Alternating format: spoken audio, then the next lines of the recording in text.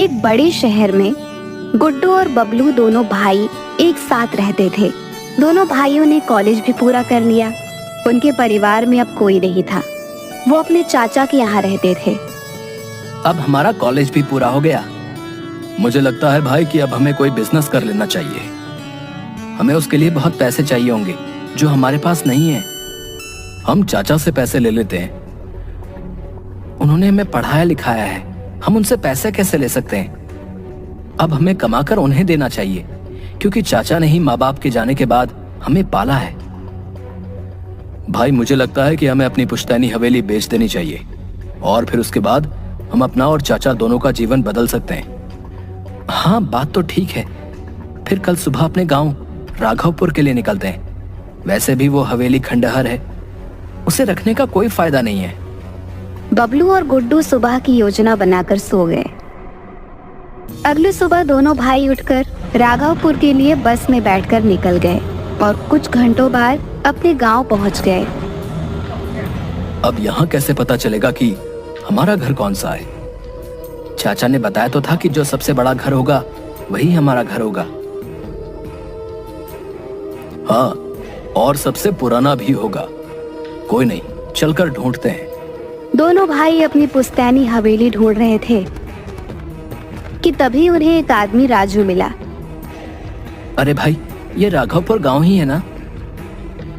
नहीं, ये जनकपुर है।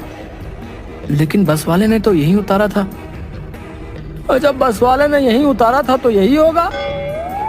अजीब पागल है, जो पूछ रहा हूँ उसका सीधा सीधा उत्तर नहीं दे रहा है। तुझे मैं पागल लगता हूँ क्या बे? ठीक है भैया, हमारी गलती है। अब हमें ये बता दीजिए कि यहाँ सबसे पुरानी हवेली के लिए रास्ता कहाँ से जाता है? मेरी उम्र बहुत ज्यादा हो गई है, लेकिन मैंने कभी इस रास्ते को कहीं भी जाते हुए नहीं देखा है। शायद जाना तुमको ही पड़ेगा। ठीक है भाई, तुम हमें माफ कर दो, हम खुद चले जाएंगे, ठीक है?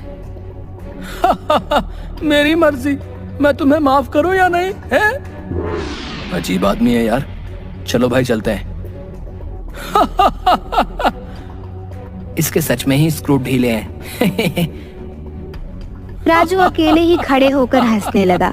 गुड्डू और बबलू दोनों पुरानी पुश्तैनी हवेली को ढूंढने के लिए आगे बढ़ गए। दोनों राघवपुर की गलियों में इधर से उधर देख रहे थे। तभी उन्हें एक बड़ी सी हवेली दिखाई दी जो अब खंडहर बनने लगी थी। ओह, ये हमारी हवेली। इसको हम ढूंढते ढूंढते पागल हो गए थे। हाँ, चलो अब इसके अंदर चलते हैं और इसको 1-2 दिन में ही बेच देंगे। हाँ, हमें इसे जल्द से जल्द बेचना होगा। दोनों भाई अंदर गए। तभी अंदर से एक बूढ़ा व्यक्ति भीखू निकल कर आया। कौन है इस खंडहर में? आज कौन आया है? काका, आप कौन हैं? हम इस घर के मालिक हैं, लेकिन आप कौन हैं? इस घर के मकान मालिक? अरे कम से कम मुझ बूढ़े से झूठ मत बोलिए। तुम्हें क्या चाहिए, मुझे ऐसे ही बता दीजिए। काका, आप भी कमाल करते हो। जब आपको बता दिया कि हम ही इस घर के मालिक हैं, फिर भी आप बेवजह हमारा समय खराब कर रहे हो। और काका, जवाब आपको देना चाहिए, क्योंकि आप हमारे घर में रह रहे हो। हम इस हवेली के वारिस हैं, गुड्डू और बबलू। ठीक है बच्चों, अगर तुम इस हवेली के अपने होने का दावा करते हो तो ठीक है, मैं मान लेता हूँ। लेकिन मैं इस घर की रखवाली करता आ रहा हूँ। ठीक है काका, आप हमारे परिवार के बारे में कुछ जानते हो क्या? मैंने इस घर के मालिकों की नौकरी की है, लेकिन मैं तुमको तभी कुछ बता पाऊंगा जब तुम परीक्षा में सफल हो जाओगे। कैसी परीक्षा? इस घर के मालिक ने एक पुश्तैनी कुल्हाड़ी इस हवेली में गाड़ दी थी। तुम्हें उस कुल्हाड़ी को उखाड़ना होगा। लेकिन हम उस कुल्हाड़ी को क्यों उखाड़ेंगे? क्योंकि अगर तुम उस कुल्हाड़ी को उखाड़ पाए तो ये साबित हो जाएगा कि तुम इस घर के असली वारिस हो। कुछ समझे नहीं, आप कैसी बातें कर रहे हैं? कुल्हाड़ी उखाड़ना भी इतना बड़ा काम होता है क्या कि उसी से हमारे बारे में पता चलेगा? हाँ, अगर तुमने उस कुल्हाड़ी को उखाड़ दिया तो मैं मान जाऊंगा कि ये घर तुम्हारा ही है, क्योंकि इतने वर्षों से यहाँ अनेक दावेदार आ चुके हैं, लेकिन उस कुल्हाड़ी को कोई भी नहीं उखाड़ पाया है। ये कैसी परीक्षा है? ये मेरे लिए अजीब है। मैं तुम्हें तुम्हारे माँ पापा के बारे में भी बताऊंगा। हमारे माँ पापा का देहांत हो चुका है। इसके अलावा कुछ और भी रहस्य है। अगर ऐसा है तो ठीक है, हम दोनों परीक्षा देंगे, लेकिन उस कुल्हाड़ी को उखाड़ने के बाद क्या होगा? ये सब तो तुम्हें कुल्हाड़ी उखाड़ने के बाद ही समझ आएगा, क्योंकि जादुई कुल्हाड़ी है तो कुछ तो खास होगा। ठीक है, कुल्हाड़ी कहाँ है? बेटा देख लेना, अगर तुम सच में इस हवेली के वारिस हो तभी इस कुल्हाड़ी को उखाड़ने की कोशिश करना, वरना जान से भी हाथ धो सकते हो। हम सही हैं, इसलिए हमें कोई डर नहीं है, इसलिए अब जल्दी से उस कुल्हाड़ी के पास ले चलो। भीकू उन्हें हवेली के अंदर ले गया। वहाँ एक पेड़ था। ये पेड़ की जड़ में जो कुल्हाड़ी है तुम्हें उसे उखाड़ना है, ठीक है?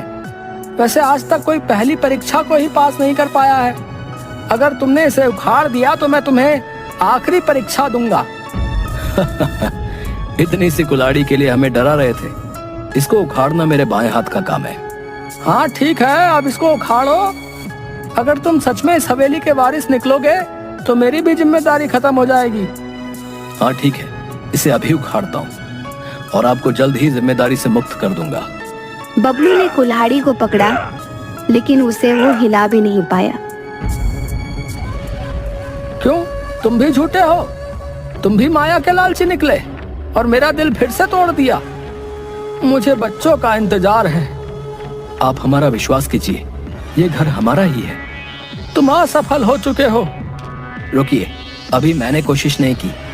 ठीक है, तुम भी कोशिश कर लो, और हाँ, जब कोशिश करके थक जाओ तो यहाँ से चुपचाप चले जाना, वरना मैं तुम्हारा भी वही हाल करूंगा जो मैंने बाकी सबका किया है। उसकी जरूरत नहीं पड़ेगी। गुड्डू ने भी कोशिश की, लेकिन कुल्हाड़ी इस बार भी नहीं हिली। भीकू निराशा लेकर पीछे मुड़कर वापस अपनी टूटी खाट पर जाने लगा। गुड्डू और बबलू ने एक साथ कुल्हाड़ी को पकड़ा तो इस बार चमत्कार हो गया, क्योंकि इस बार बिना किसी मेहनत के कुल्हाड़ी हाथ में आ गई। अचानक से एक बहुत तेज आवाज आई। भीकू ने आश्चर्य से पीछे मुड़कर देखा। तुम वापस आ गए। आज मैं बहुत खुश हूँ, क्योंकि आज इस घर में भी फूल खिल गए। मैंने इसे इतने वर्षों से बंजर ही देखा है, मेरी आंखें तरस गई थी। वो सब तो ठीक है, अब आपको विश्वास हो गया, लेकिन अब इस कुल्हाड़ी का क्या करना है? इस कुल्हाड़ी से तुम्हारे माँ पापा की मुक्ति होगी। हमारे माँ पापा तो इस दुनिया में नहीं है। अभी तुम दूसरी परीक्षा भूल रहे हो। अब तुम्हें इस पेड़ की जड़ को काटना होगा। बाबा, ये पेड़ कटकर हमारे ऊपर गिर जाएगा। आप क्यों हमारा पागल बना रहे हो? इससे ये साबित हो गया है कि ये हवेली हमारी है। अब आप यहाँ से जाइए। मेरे यहाँ से बाहर निकलते ही तुम जीवित नहीं रह पाओगे। हाँ हाँ, बहुत हो गया। अब हमें डराने की कोशिश मत कीजिए। तुम्हें अपने माँ पापा का सच जानना है कि नहीं? हाँ, पहले तुम्हें पेड़ की जड़ काटनी होगी। गुड्डू ने कुल्हाड़ी हाथ में लेकर पेड़ की जड़ काटनी शुरू कर दी, लेकिन पेड़ की जड़ पत्थर के समान थी।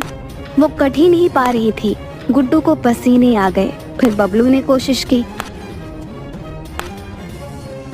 वो भी थक कर दूर बैठ गया, लेकिन गुड्डू ने हिम्मत नहीं हारी और फिर से कोशिश की, लेकिन इस बार उसकी मेहनत रंग लाई। पेड़ की जड़ कट गई और फिर उसमें से एक पीला प्रकाश निकला। देखते ही देखते पूरा घर पीले प्रकाश से भर गया, जिसके बाद पूरी हवेली नई हो गई और दोनों की माँ पापा भी बाहर निकल आए। वो भी आजाद हो गए। दोनों भाइयों को विश्वास नहीं हो रहा था कि वो अपने माँ पापा से मिल रहे हैं। मैं जानता था कि हमारे बच्चे हमें आजाद कराने आएंगे। आज वर्षों बाद मैं अपने बच्चों को देख पा रही हूँ। आज मैं बहुत खुश हूँ। हमने बहुत इंतजार किया है। ईश्वर ने आज हमारी सुन ली। माँ पापा, ये सब कैसे हुआ? हाँ बताइए ना। आज से वर्षों पहले हम और तुम्हारे चाचा चाची यहीं गांव में रहते थे। दोनों भाई राम सिंह और अमर सिंह घर के आंगन में बैठे थे। भीकू भी वहीं पर खड़ा था। भैया, मुझे घर में हिस्सा चाहिए। अरे छोटे, तू ऐसी बातें कर रहा है? तू जो चाहेगा मैं दे दूंगा, लेकिन ऐसा क्या हुआ कि तू बंटवारे पर उतर आया? मुझे आपकी नीयत समझ आ गई है। मेरी कोई औलाद नहीं है, इसलिए आप अपने दोनों बेटों के लिए मेरी जायदाद भी हड़पना चाहते हैं। छोटे, तुझे कोई भ्रम हुआ है। तू अपने बड़े भाई पर ऐसा इल्जाम लगा रहा है। तुझे शर्म नहीं आती? अगर ऐसा नहीं है तो आप मुझे अपने दोनों बच्चे और सारी जायदाद दे दो। तुम सारी जायदाद रख लो, लेकिन मेरे बच्चों की तरफ आंख उठाकर भी मत देखना, नहीं तो देख लूंगा तुम्हें। फिर क्या हुआ पिताजी? फिर अगले दिन तुम्हारे चाचा ने हम दोनों को मारकर इस पेड़ के नीचे गाड़ दिया और खुद तुम दोनों को लेकर शहर भाग गया। लेकिन वो भूल गया था कि हमारी आत्मा के होते हुए वो जायदाद नहीं ले सकता, इसलिए वो ले नहीं पाया। भीखू ने बहुत मदद की है, क्योंकि भीखू जब शहर से सामान लेकर वापस आया तो उसने आवाज लगाई, मालिक साहब, मालिक साहब, मालकिन, आप सभी कहाँ हैं? आज मुझे बच्चे भी नहीं दिख रहे। तभी राम सिंह की आत्मा ने आवाज लगाई और भीखू को सारी बात बताई। भीखू बहुत रोया। मालिक साहब, अब मैं यहाँ रहकर क्या करूँगा? मैं भी जा रहा हूँ।